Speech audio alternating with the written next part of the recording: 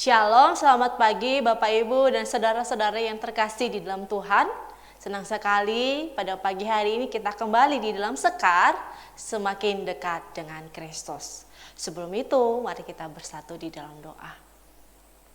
Bapa kami yang bertata dalam kerajaan sorga, terima kasih Tuhan.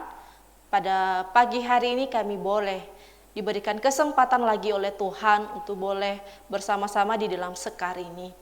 Tuhan tolong setiap kami di dalam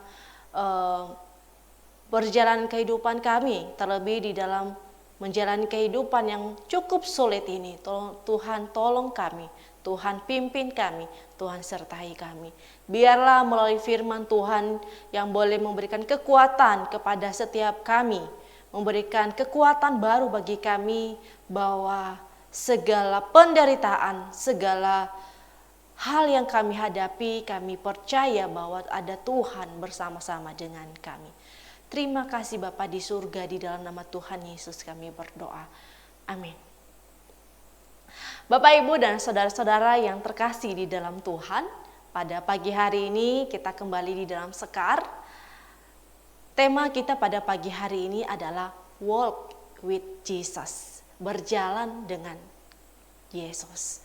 Bapak Ibu yang terkasih di dalam Tuhan, kita seringkali merasa bahwa kok selama ini saya berjalan sendiri saja. Kok selama ini saya berjalan tanpa arah, tidak punya teman, tidak punya organisasi yang mendukung saya, tidak punya komunitas yang baik, tidak punya sahabat dekat yang karib, bahkan keluarga yang hidup harmonis.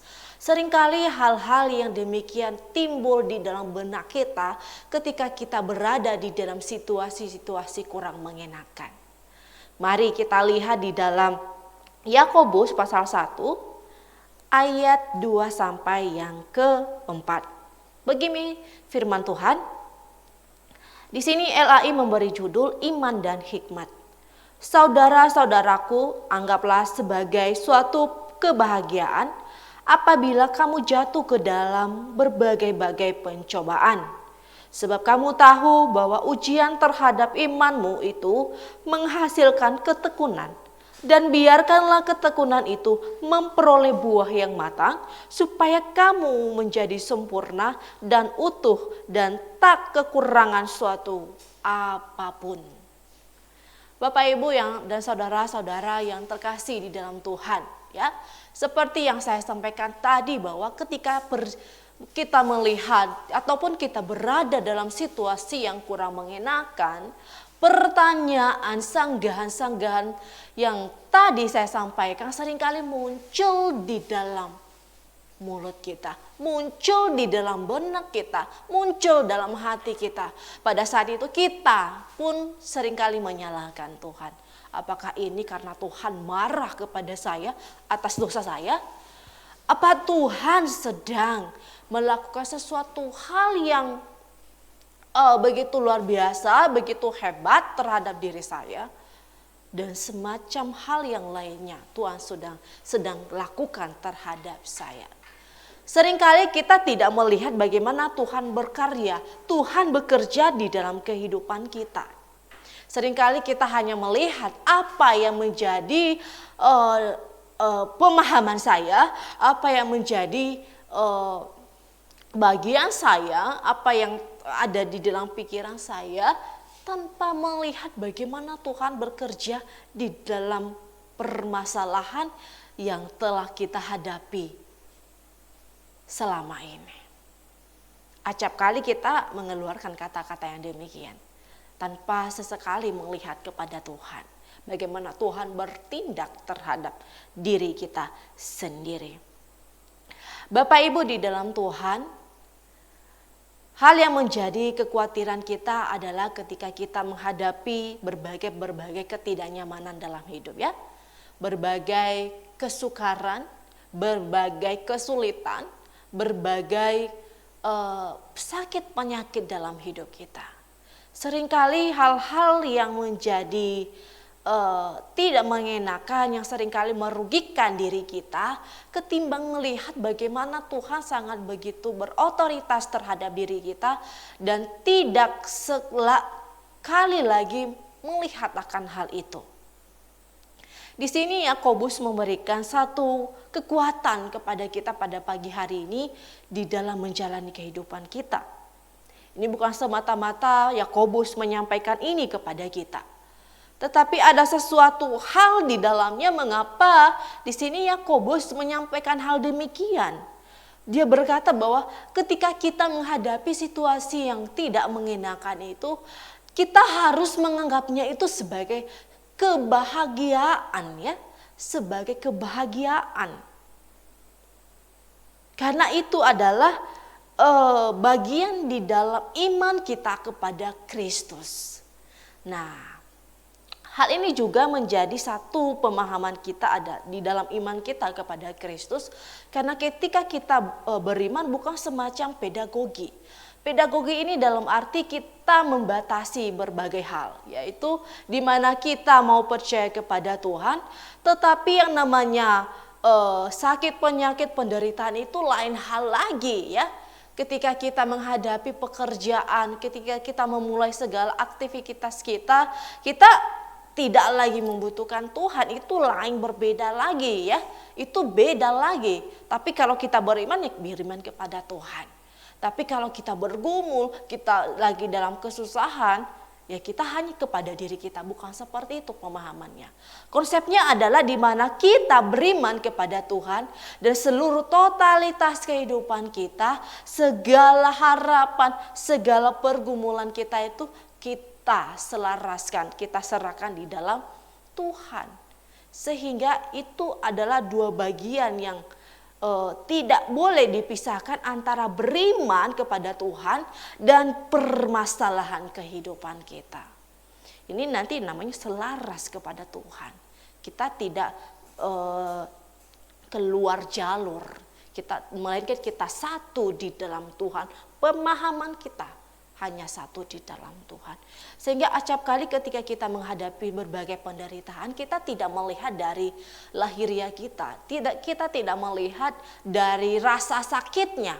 Tetapi kita melihat prosesnya Tuhan terhadap kita.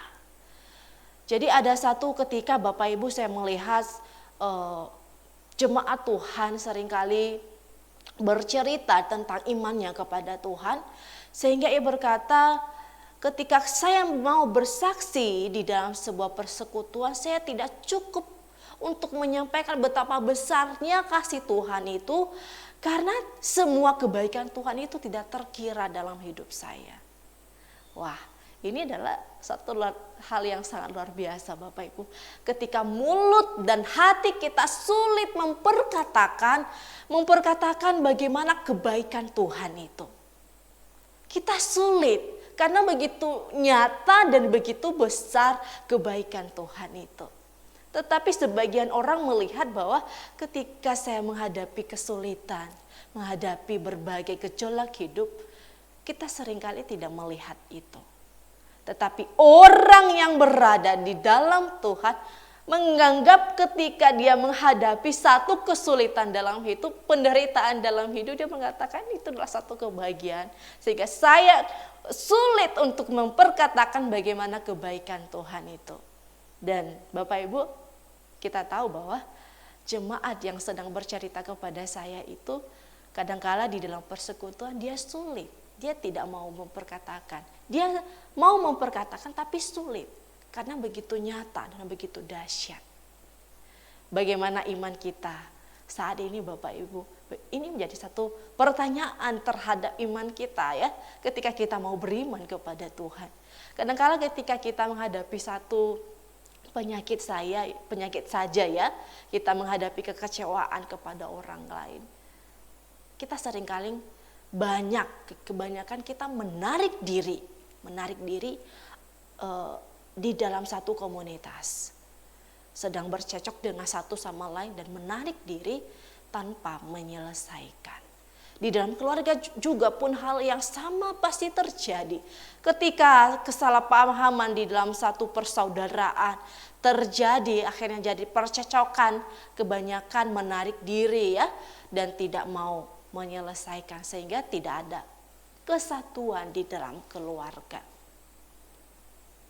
Saya tidak tahu bagaimana kehidupan keluarga Bapak Ibu, namun saya percaya bahwa ketika kita berada di dalam Tuhan, hal itu pun terjadi di dalam kehidupan kita.